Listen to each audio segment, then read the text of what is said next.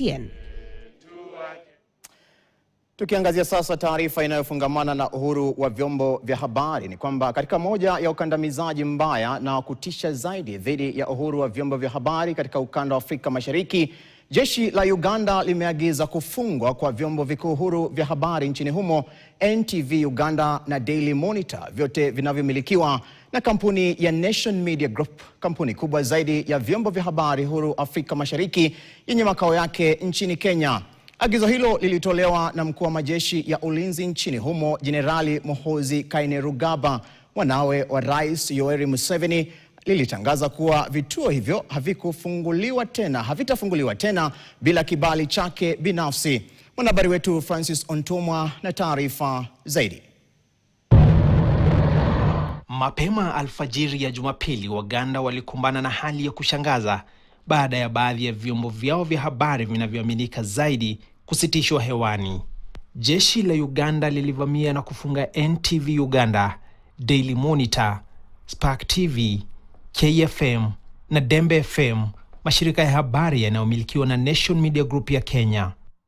Maafisa wa usalama wenye silaha waliyazingira makao makuu ya NMG eneo la Namuongo, Kampala, wakizuia waandishi wa habari na wafanyikazi kuingia au kutoka.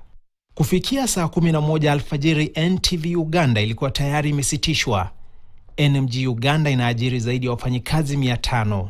Na kama wengi walivyoshuku tangu mwanzo, mhusika mkuu alikuwa ni Jenerali Muhoozi Kainerugaba, mkuu wa majeshi ya ulinzi wa Uganda na mtoto wa Rais Yoweri Museveni. Na wakati wote hakuficha dhana hiyo.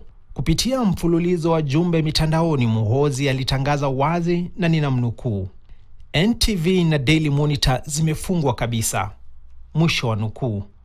Na hakuishia hapo. Nina uwezo nchini Uganda kufunga chombo chochote cha habari ninachotaka. Nimekuwa na uwezo huu tangu mwaka 2017. Uwezo huu nilipewa na baba yangu Rais Museveni. Mamlaka za mawasiliano za Uganda pamoja na msemaji wa serikali Alan Kasuja, ambaye pia ni mwandishi wa habari, wote wamekaa kimya na hakuna aliyehoji amri hizo kali za Muhoozi. This is a very clear affront to press freedom in that country. It is a direct violation of media freedom of Uganda as enshrined in the Constitution of Uganda. Rais Yoweri Museveni ni miongoni mwa viongozi wazee zaidi waliotawala kwa muda mrefu zaidi barani Afrika, akiwa ameshatawala kwa zaidi ya miongo 4 na bado hana dalili za kung'atuka. Uganda is a signatory of the Universal Declaration on Human Rights, the UDHR, which under Article 19 provides for the freedom of the press and the media.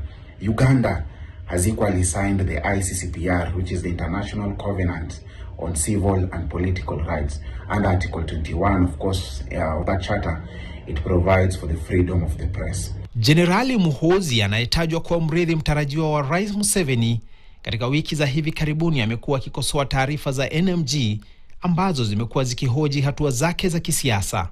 In Kenya, we have seen how the Standard Media Group continues to be targeted by the government of Kenya.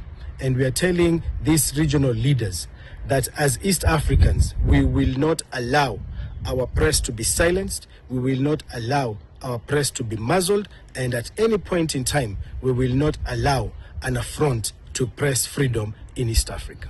Kiongozi wa upinzani Robert Chagulanyi, maarufu kama Bobi Wine, alilaani kufungwa kwa vyombo hivyo na kukitaja kitendo hicho kama kurudisha nyuma demokrasia.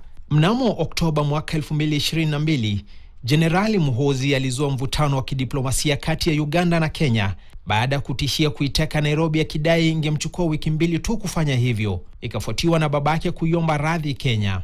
Katika ukanda wa Afrika Mashariki kuna hisia kwamba nafasi ya kidemokrasia inazidi kupungua, huku serikali zikizidi kukaza udhibiti dhidi ya upinzani. Francis Ontomwa, KTN. Shukran sana Ontomwa kwa taarifa hiyo. Huku Kenya na Uingereza